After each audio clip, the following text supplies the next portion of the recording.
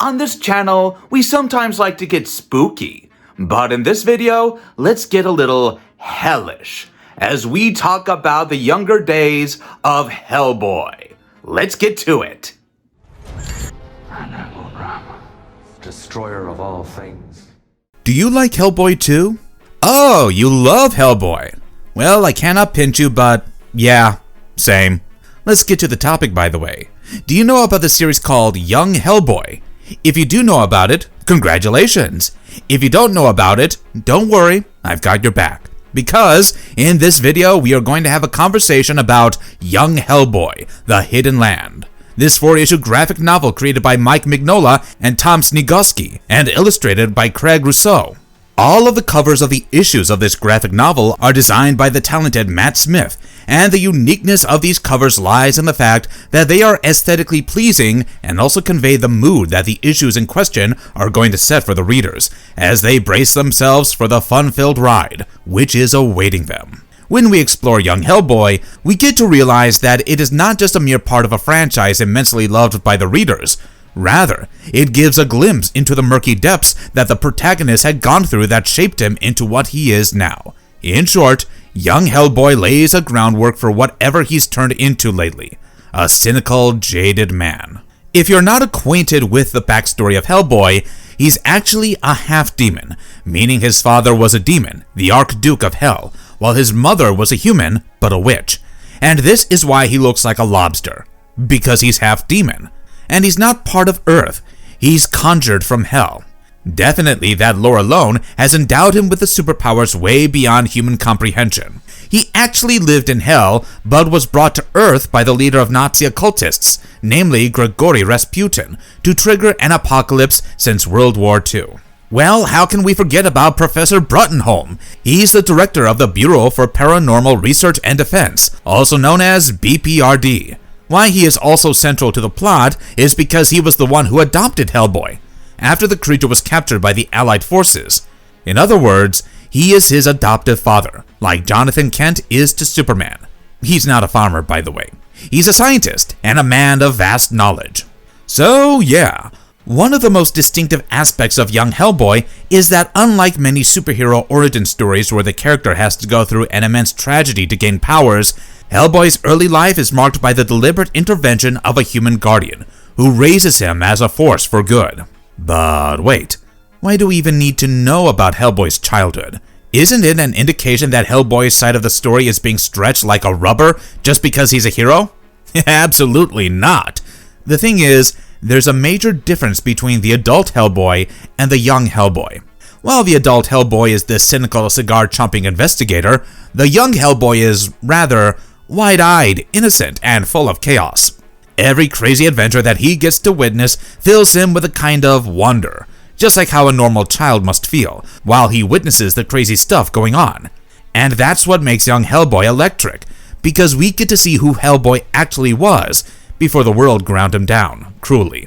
Plus, narratively, the youth of Hellboy is depicted through an almost anecdotal and fragmented style, which sets it apart from traditional superhero tales, because it's not linear and cohesive in nature, an approach that allows readers to piece together the pieces of the puzzle of his backstory through snapshots, rather than a single defining narrative.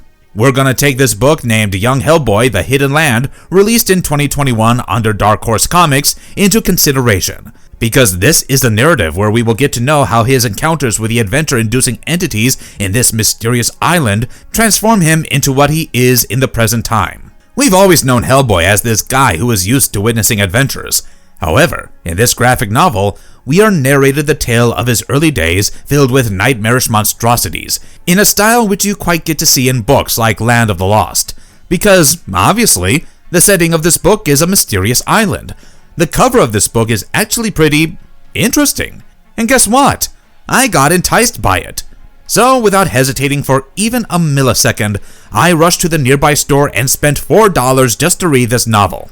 And why would I even hesitate to do so? This graphic novel actually deserves that kind of treatment from the bibliophiles across the world.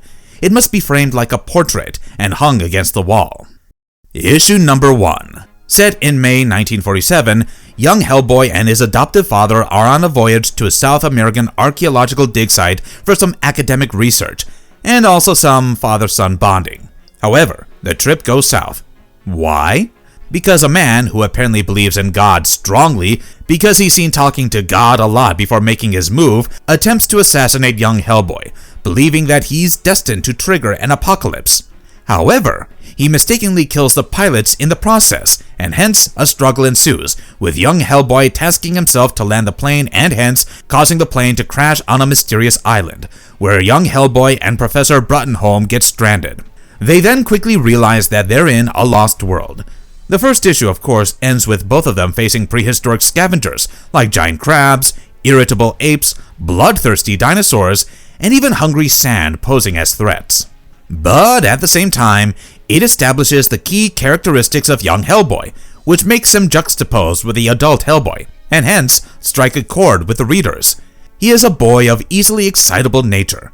Indeed, a stereotypical depiction of a cold-hearted investigator's childhood in order to make the reader sympathize and emotionally resonate with him. But also an innovative kind of plot device. He's also a fan of Lobster Johnson comics and adventure movies, because he's not undergone that cold transformation yet. So, of course, this issue is a departure from the gothic horror tone that the stories involving the adventures of Hellboy often promise. It is further clarified by Craig's art style, which appears to be more bouncy and starkly contrasts with the traditional Mignola style often observed in Hellboy comics, this mirroring the optimistic perspective of young Hellboy as he witnesses the crazy new stuff. At the same time, the first issue also reflects on young Hellboy's dependence on the Professor, as he sees him as his own parent and caretaker. Here's another fun fact though.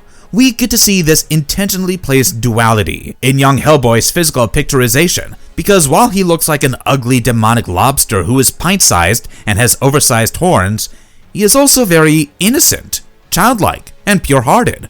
This evokes not just the feelings of unease, but also sympathy and awe in the readers. This dual picturization of young Hellboy is what makes the graphic novel very unconventional in nature, setting it apart from the traditional superhero archetypes. Anyway, back to the topic.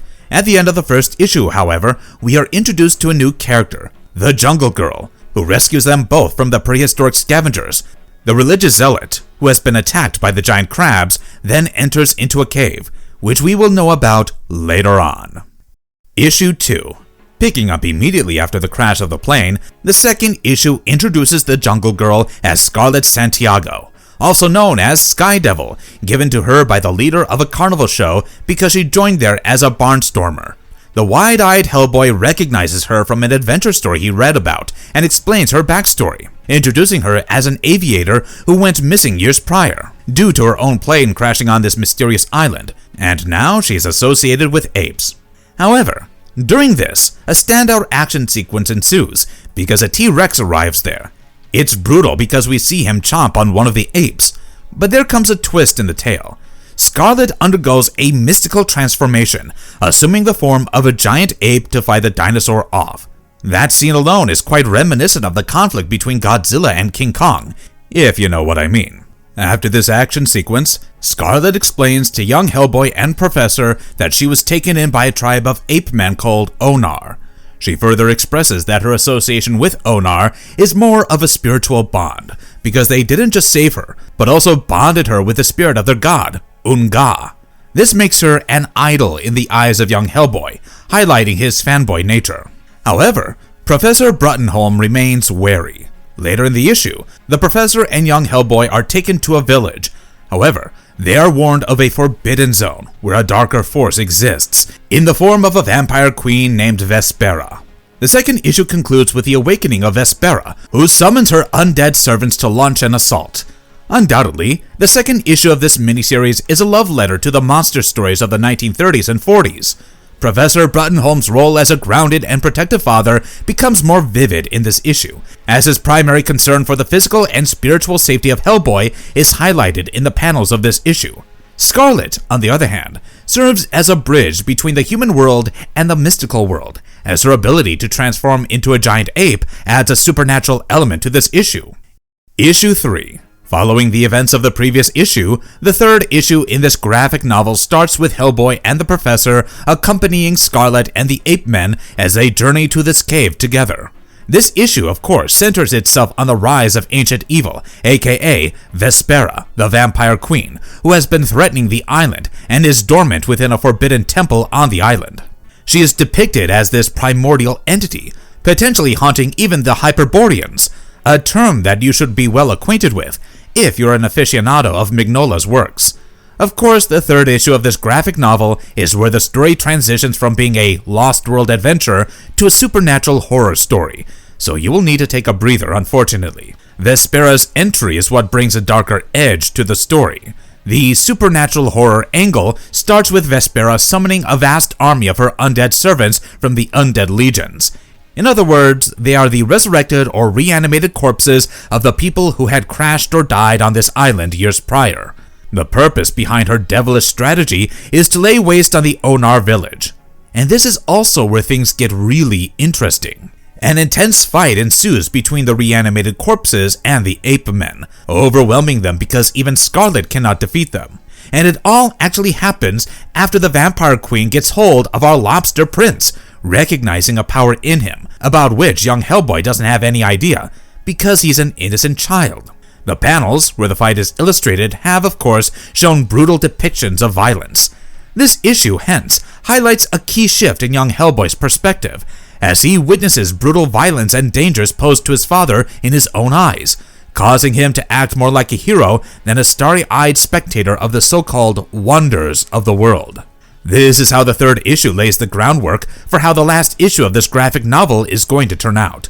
On the other hand, like most critics have pointed out, here in this book, Professor Bruttenholm comes off as a lackluster character, despite his intellectual prowess. There's this scene where he cannot interpret the hieroglyphics and cave paintings, and hence, Scarlet has to explain to him the meaning behind them. Despite this, the storytelling in the third issue of this graphic novel comes off as profound, blending the themes of chaos, darkness, horror, and even a little bit of comedy. And as usual, Craig Rousseau's style of illustration maintains the youthful energy, while also giving way to the horror elements of this issue. The dramatic elements of the third issue are further elevated, because at the end, Scarlet, who is in her ape form, has been attacked by the vampire queen, and hence been knocked unconscious. This brutal assault from the vampiric villain overwhelms both young Hellboy and his adoptive father, as their savior has been knocked out. Issue 4. And now, the fourth and final issue of the miniseries, where everything comes to a close, and a resolution is also witnessed. The cover of the fourth issue is, of course, the best cover I've seen from this book, because it perfectly highlights the mood of this issue. The final issue starts with the apes discussing with each other in a language way beyond our comprehension, and our lobster prince, overwhelmed by Scarlet's supposed death, and then planning to avenge her by taking down the vampiric villain and her clan of undead servants by themselves. However, surprise! Scarlet is actually alive. She, in her ape form, gets up and becomes stronger than ever, ready to face the heartless vampire queen. A brutal fight ensues, wherein Scarlet successfully overpowers Vespera, for the spirit of Unga has endowed her with immense strength, and kills her by throwing her off the cliff. Meanwhile, the other ape men kill the henchmen of the now dead vampire queen, for in absence of their master, the minions become weaker, and hence stand no chance of survival. What adds to these sequences even more is that we get to see young Hellboy relishing as he witnesses the victory of the good guys. And it's actually amazing to see him fanboying over Scarlet as she emerges victorious, because we have always seen him as a jaded hero. After a montage of panels exuding intense action, young Hellboy and the Professor then wave goodbye to the ape man and leave the island, showcased through a kind of art style that pays an explicit homage to Hergé, the creator of the comics about his original character, Tintin. This is perhaps the most memorable part of this book, because the entirety of it feels like an homage to Hergé's creations. I repeat, far from being confronted with the cruelty of this world, young Hellboy is this wide-eyed child and is yet to see the harsh truth. The colors and design of these comic books remind you of the kind of vibration that a book about Tintin or Supandi induces. There's no doubt to this fact that the uniqueness of young Hellboy is further accentuated by Mignola's unique artistic and narrative style, which juxtaposes with the polished dynamic visuals that we often get to see in superhero comics. There is also this thematic exploration of otherness, which tends to permeate the stories exploring his childhood and what exactly transformed him into this guy with a stoic demeanor. Well, if I'm allowed to be deeply honest, the words that I have been saying, they themselves lack emotional weight needed to describe the uniqueness of Young Hellboy. With these words, I conclude my discussion. If you found this video marvelous enough, you can like this video and even share it with your friends so that you can talk to them more about Hellboy. And yes, subscribe to our channel and don't forget to smash that bell icon to never miss any updates. Until then, I'll see you in the next one. Bye-bye.